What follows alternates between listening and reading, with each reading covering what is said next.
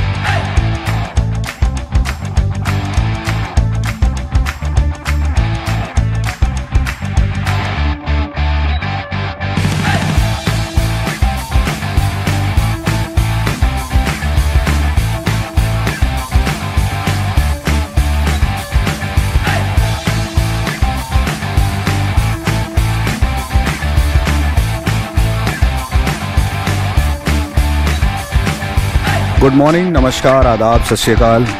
कैसे हैं आप सब लोग? आज की सुबह बहुत हसीन है, बहुत बढ़िया है।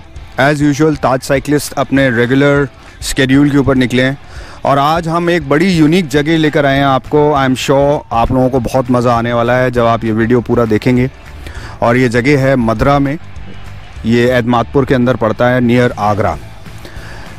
ये वो जगह है जहाँ लोग मिट्टी से जुड़े हुए हैं, मिट्टी से अपने कारोबार को चलाते हैं, देखते हैं, जीवन को इसी के थ्रू चलाने की कोशिश करते हैं। और ये वो जगह है जहाँ पहलवानी होती है। जी हाँ, आपने सही सुना है, जहाँ पहलवानी होती है। आगरा में भी अब बहुत बड़े स्तर के ऊपर इसकी एक तैयारी की जा रही है, लोगों को और यंग जनरेशन को इसके लिए तैयार किया जा रहा है। लेकिन प्रशासनिक तौर के ऊपर और राज्य स्तर के ऊपर इस पे थोड़ी सी सुस्ती है, लोगों का रुझान उतना नहीं है। लेकिन हमारी कोशिश एज़ यूजुअल ताज साइकिलिस्ट की तरफ से हमेशा से ये रही है कि हम वो चीज़ लेकर आएँ आपके सामने जो यूनिक हो और जो लोगों ने अभी तक देखा ना हो। तो आज इसी के अंतर्गत में हम आपके पास एक ऐसे इंसान को मिलाने जा रहे हैं जो इस पहलवानी का और कुश्ती के बहुत बड़े करता धरता रहे हैं आगरा के। इन्होंने फिल्मों में भी 1-2 बार काम भी किया है, संजय दत्त साहब के साथ भी इन्होंने काम किया है। तो ये एक बहुत अच्छी बात भी है क्योंकि इनको थोड़ी बहुत लाइमलाइट भी मिला है। लेकिन सवाल सबसे बड़ा ये है कि बाकियों के लिए क्या हो रहा है, बाकी कैसे करेंगे और बाकियों के लिए क्या जीवन का आशय है, उनका क्या संचय, तो उसके बारे में आप थोड़ा सा दर्शकों को बताइए। देखो, ये सारा क्षेत्र यदुवंशियों के नाम से जाना जाता है। ये वो क्षेत्र है जहाँ भैंस दूध तो देती है लेकिन वो दूध बेचा नहीं जाता। ये सिर्फ अपने पर्सनल बॉडी की फिटनेस के लिए इस्तेमाल किया जाता है, इसलिए ये क्षेत्र इसलिए पॉपुलर है। यहाँ पहलवानों का गढ़ है। आज जो मैं आपको इंट्रोड्यूस कराने जा रहा हूँ, दया यादव जी, जो आगरा के खली के नाम से पॉपुलर हैं। खली का नाम बहुत सुना हुआ ये, लेकिन हमारे आगरा क्षेत्र के खली हैं। तो आपको देख के लगा होगा। और ये यंगस्टर जो आप देख रहे हो इस समय, ये सारे एक मिनी खली के रूप में एक हमारे आगरा और इस क्षेत्र का नाम रोशन करेंगे पूरी यूपी में। तो हम आपसे यही आशा करते हैं। ताज साइकिलिस्ट क्लब का हमेशा से एक ही मोटो रहा है कि आगरा क्षेत्र के जहाँ भी जो यंग जनरेशन है कुछ नया करना चाह रही है और हेल्थ के प्रति जो अखाड़े में ये जो पहलवान तैयार हो रहे हैं, ये कोरोना के खिलाफ भी अपनी जंग की तैयारी कर रहे हैं क्योंकि इनकी इम्यूनिटी बढ़ रही है। यहाँ सोशल डिस्टेंसिंग कोई मायने नहीं रखता। क्यों? क्योंकि ये बचपन से इस मिट्टी के अंदर पले बड़े हुए हैं, भैंस का दूध पिया है इन्होंने। तो इम्यूनिटी इनकी आज से एक दिन में कभी इम्यूनिटी नहीं बनती। ध्यान रखना, जो भी डॉक्टर कहने इम्यूनिटी ये नींबू पी लो, इनसे कुछ नहीं होने वाला। इम्यूनिटी जब बनती है जब आप बचपन से एक्सरसाइज कर रहे हो, बचपन से आपका खाना पीना बहुत उच्च स्तर का रहा हो, जब वो इम्यूनिटी डेवलप, उसी का रूप आप सामने देख सकते हैं। ये यंग पहलवान तैयार हो रहे हैं। ये इनके मार्गदर्शन में आज मैं यूके स्पोर्ट की तरफ से उन्होंने मार्गदर्शन किया कि वहाँ पे हम चलते हैं और ताज साइकिलिस्ट क्लब का हमेशा मोटो रहा है। आज हम आपके सामने अवेलेबल हैं। तो ये थे हमारे chief cyclist doctor NS Lodhi ji, जिनको आपने बहुत गौर से सुना। और अब हम आज उन्होंने एक खिताब दिया डॉक्टर लोधी जी ने इनको, हम इनको आज बुलाएंगे द खली ऑफ आगरा, द ग्रेट खली ऑफ आगरा। तो इसमें कोई अतिशयोक्ति नहीं होगी, बिकॉज वाकई में सिर्फ शारीरिक क्षमता ही नहीं, ये कुछ ऐसा कर रहे हैं जो बहुत सारे बच्चों के भविष्य बनाने वाली बात भी है। तो वाकई में खली हैं। तो अब मैं इनसे आपका परिचय कराने जा रहा हूँ। कुछ उनसे भी बातचीत करते हैं, समझने की कोशिश करते हैं कि आखिर इनके एंड की भी क्या प्रॉब्लम्स हैं और क्या विविधताएं हैं और ये किन चीज़ों से संघर्ष कर रहे हैं, क्या उम्मीदें हैं इनको प्रशासन से, और ये उसके प्रति प्रशासन से किस तरीके की मदद की गुहार चाहते हैं, कैसी मदद मांगते हैं। तो यादव जी, बहुत बहुत नमस्कार। नमस्कार। एंड ये ताज साइकिलिस्ट की तरफ से एक एंडेवर होने जा रहा है एंड हम पूरी कोशिश कर रहे हैं कि लोगों को बताएं कि आपका कितना बड़ा इसमें योगदान चल रहा है कुश्ती के क्षेत्र के अंदर, और आप प्रशासनिक स्तर। 13 साल हो गए मुझे, और 13 साल से मैं सन 2007 से मैंने ये कुश्ती शुरू की है, और सन 2014 से मैंने ये अखाड़ा खोला है, जिससे मैं बच्चों को प्रेरित कर रहा हूँ। और मैं भी चाहता हूँ कि मेरे बच्चे आगे तक जाएं। जैसे कि यहाँ पर सरकार की वजह से यहाँ कोई सुविधा नहीं है। मैं सोच रहा हूँ कि सरकार यहाँ नेट दे, जिससे बच्चे आगे नेशनल खेलें। और वैसे मेरी कोशिश ये रहती है कि मैं मिट्टी में इतना रगड़ के इन्हें आगे तक तैयार करूं, जिससे कि बच्चे मेरे नेशनल खेलें। और मुझे विश्वास भी है कि मेरे बच्चे कोई ना कोई नेशनल खेलेगा। कि अपने सहयोगी हैं यूके स्पोर्ट मालिक रामलाल यादव जी, भवन भाई, हरवीर भैया, जितने भी मेरे सहयोगी हैं, ये लोग बहुत सहयोग करते हैं। बच्चों को बादाम खिलाना, केले, जो भी बनता है इनसे ये करते हैं। और मैं भी इन बच्चों को लिए कुछ ना कुछ करता रहता हूँ, जिससे बच्चे आगे तक जाएँ। नहीं है, किसी ने अभी कोई मदद नहीं दी है।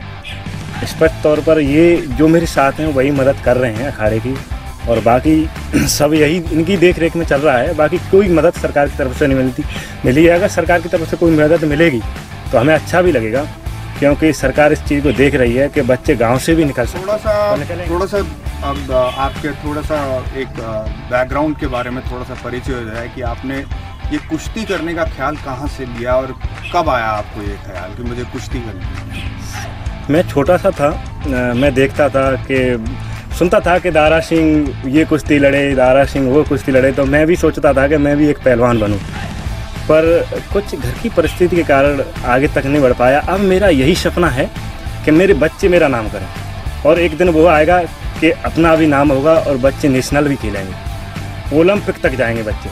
मैंने सन 2007 में जब कुश्ती शुरू की थी तो मैं यहाँ से 15 किलोमीटर आगरे में जाता था। वो शिवदयाल पहलवान जो मेरे गुरुजी हैं, उन्होंने मुझे सिखाया, और यहाँ से पैदल जाना, उधर से पैदल ही आना, जब इतना वो नहीं था, साइकिल से कभी साइकिल से जाना, कभी पैदल जाना, भगते हुए जाना।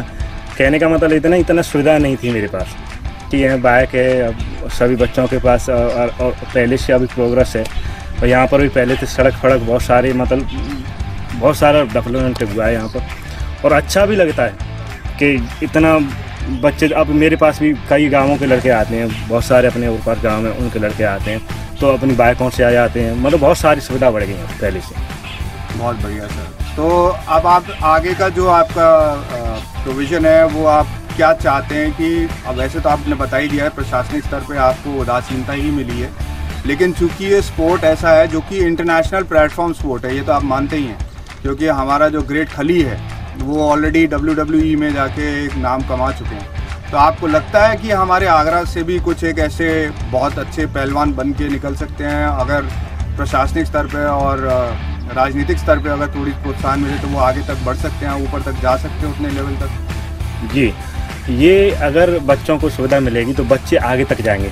कोई भी पहलवान ऊपर से बन के नहीं आता, सभी मिट्टी में बनते हैं। जब बच्चों को अच्छी सुविधा मिलेगी तो बच्चे ऑटोमेटिक ऊपर तक जाएंगे। ये मेरा दावा है। अगर सरकार सोचे बच्चों, गांव के बच्चों के बारे में, बहुत अच्छे लड़ने वाले हैं, बहुत अच्छी एक्सरसाइज करते हैं, बहुत मेहनत भी करते हैं। बाकी जब बच्चे खान पीन, पता है कि बहुत सारे गरीब बच्चे होते हैं, और मेरे पास भी ऐसे बच्चे हैं कई जिन्हें तंगी चल रही हैं, तो गांव में पता है कि इतनी सुविधा नहीं मिल पाती है। अगर सरकार इन्हें सुविधा दे तो मेरा दावा है कि नेशनल बच्चा, कोई ना कोई बच्चा ऊपर तक जाएगा, ओलंपिक भी खेलेगा।